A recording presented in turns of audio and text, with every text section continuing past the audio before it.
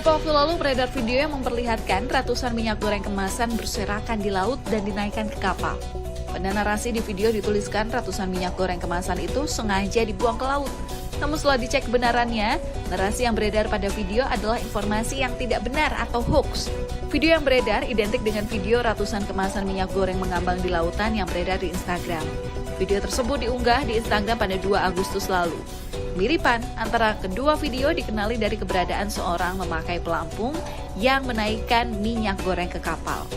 Kesamaan juga dapat ditemukan pada bagian samping kapal, di mana terlihat ratusan kemasan minyak goreng berserakan serta anak tangga kapal berwarna kuning dan besar.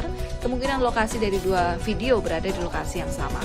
Kementerian Perdagangan memberikan penjelasan terkait video viral ratusan minyak goreng yang mengambang di laut. Menurut Kemendak, video tersebut merekam proses evakuasi ratusan minyak goreng kemasan yang merupakan muatan dari kapal kargo yang tenggelam di perairan Riau.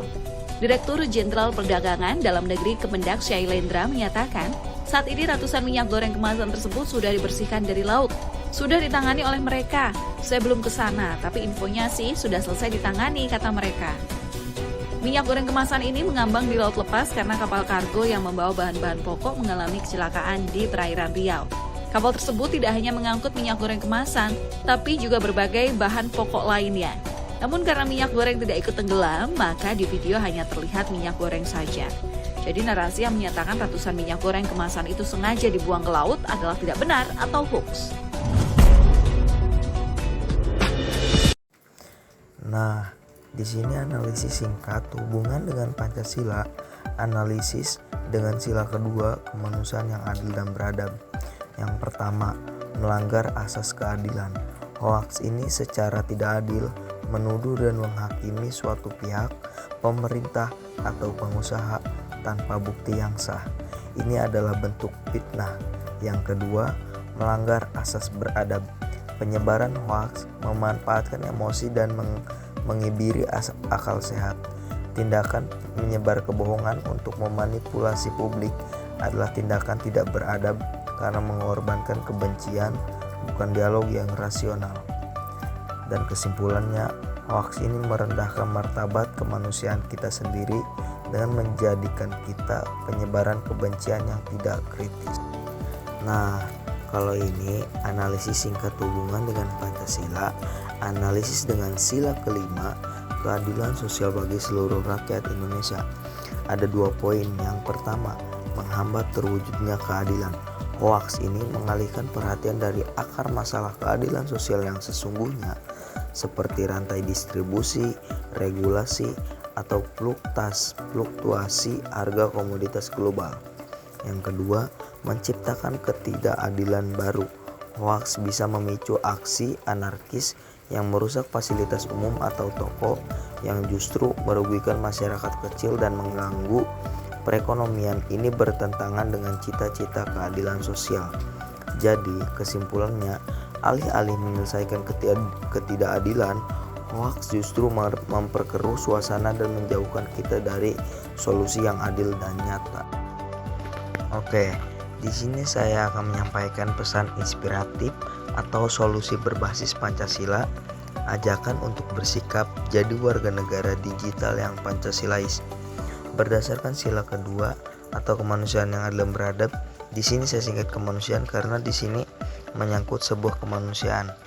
Yang pertama, berempati, jangan main hakim. Pahami bahwa hoaks bisa menyakiti banyak pihak yang tidak bersalah. Yang kedua, hormati akal sehat. Gunakan nalar kritis sebelum percaya. Jika terdengar terlalu sensasional untuk jadi benar, mungkin memang tidak benar. Nah, ini pesan inspiratif yang kedua atau solusi berbasis Pancasila, ajakan untuk bersikap jadi warga negara digital yang Pancasilais berdasarkan sila kelima, keadilan sosial bagi seluruh rakyat Indonesia, atau saya singkat di sini keadilan sosial. Ada 2 poin. Yang pertama, cari solusi, bukan kambing hitam. Fokus pada diskusi konstruktif untuk masalah ekonomi, bukan menyebar amarah yang tidak produktif. Yang kedua, berdamai dengan data, dukung langkah-langkah berbasis data dan evidence based policy. bukan kebijakan yang lahir dari tekanan hoaks.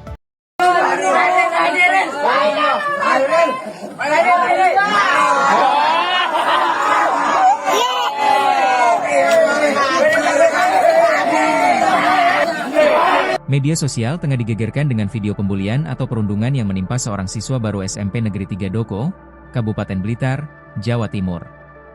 Siswa baru tersebut dikeroyok oleh sejumlah seniornya di depan kamar mandi sekolah. Aksi pengeroyokan ini diketahui terjadi pada Jumat 18 Juli lalu saat masa pengenalan lingkungan sekolah, MPLS, bagi siswa baru. Dalam video yang beredar di media sosial, sebanyak 20 siswa mengerubungi korban WV yang terpojok di dinding. Para pelaku satu persatu melayangkan pukulan dan tendangan terhadap korban yang berdiri. Akibatnya korban kini mengalami trauma psikis serta luka-luka di sejumlah bagian tubuhnya. Kasat Reskrim Polres Blitar AKP Momon Suito Pratomo dalam keterangan pada Selasa 22 Juli mengatakan, pihaknya tetap melanjutkan proses hukum terhadap para pelaku. Namun, polisi berpegang pada Undang-Undang Sistem Peradilan Anak, artinya dalam proses pemeriksaan pelaku yang masih di bawah umur akan didampingi oleh orang tua, Balai Pemasyarakatan, dan UPT Perlindungan Perempuan dan Anak. Sejauh ini polisi telah memeriksa sebanyak 20 orang saksi yang terdiri dari terduga pelaku dan sejumlah guru. Dikatakan oleh Momon bahwa belum ada terduga pelaku yang ditetapkan sebagai tersangka. Terkait dengan aksi perundungan dan pengeroyokan, berdasarkan keterangan terduga pelaku, dipicu sikap korban yang disebut bersikap intimidatif terhadap beberapa sesama siswa baru. Kemudian siswa baru tersebut mengadu pada kakaknya yang duduk di bangku kelas 3. Tak terima adiknya diintimidasi korban, siswa kelas 3 tersebut pun mengajak teman-temannya untuk memberi pelajaran. Saat kejadian, sejumlah anak sempat berusaha melerai namun urung dilakukan karena terduga pelaku mengancamnya.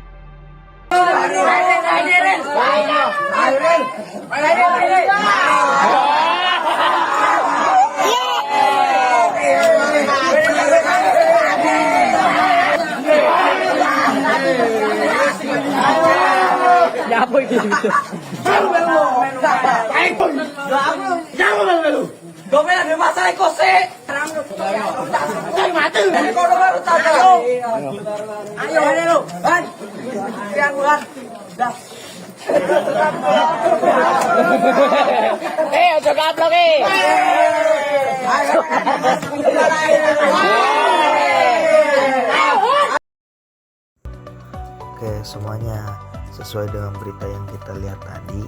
Di sini ada analisis singkat hubungan dengan Pancasila, analisis dengan sila kedua, kemanusiaan yang adil dan beradab. Yang pertama, tidak manusiawi. Tindakan pengeroyokan adalah bentuk penganiayaan yang menginjak-injak martabat kemanusiaan korban. Pelaku memperlakukan korban tidak sebagai manusia yang utuh. Yang kedua, tidak beradab. Kekerasan fisik oleh 20 orang terhadap satu orang adalah tindakan pengecut dan biadab. Peradaban yang baik menyelesaikan masalah dengan dialog, bukan pengeroyokan. Jadi kesimpulannya, perilaku bullying ini adalah pengingkaran total terhadap sila kedua. Tidak ada lagi nilai kemanusiaan dan peradaban dalam tindakan mereka. Nah, ini juga analisis singkat yang kedua, hubungan dengan Pancasila, analisis dengan sila kelima, keadilan sosial bagi seluruh rakyat Indonesia. Yang pertama, lingkungan yang tidak adil. Sekolah seharusnya menjadi lingkungan yang adil dan aman bagi semua siswa. Kejadian ini menciptakan lingkungan yang opresif dan tidak adil, di mana yang kuat menindas yang lemah. Dan yang kedua, hak dasar tercabut. Korban kehilangan hak dasarnya untuk merasa aman dan mendapatkan pendidikan yang nyaman. Ini adalah ketidakadilan sosial dalam skala mikro. Jadi kesimpulannya, budaya senioritas yang toksik dan membiarkan kekerasan adalah lawan dari keadilan sosial. Keadilan sosial harus dimulai dari lingkungan terdekat, termasuk sekolah. Oke, di sini saya akan menyampaikan pesan inspiratif, solusi berbasis Pancasila, ajakan untuk bersikap, berani melawan bullying, wujudkan sekolah Pancasila. Berdasarkan sila kedua, kemanusiaan yang adil dan beradab, ada 2 poin. Yang pertama, bangun empati. Letakkan diri di posisi korban. Bagaimana perasaanmu jika terjadi padamu? Pasti kalian tidak akan merasa senang atau akan melapor kepada orang tua ataupun pihak yang berwajib. Yang kedua, jadi pembela, bukan penonton. Berani melaporkan tindakan bullying kepada guru, baik sebagai korban maupun saksi. Diam berarti membiarkan ketidakmanusiawian. Nah, ini pesan inspiratif yang kedua. Solusi berbasis Pancasila, ajakan untuk bersikap berani melawan bullying, wujudkan sekolah Pancasila. Berdasarkan sila kelima, keadilan sosial bagi seluruh rakyat Indonesia. Yang pertama, desak sekolah untuk bertindak adil.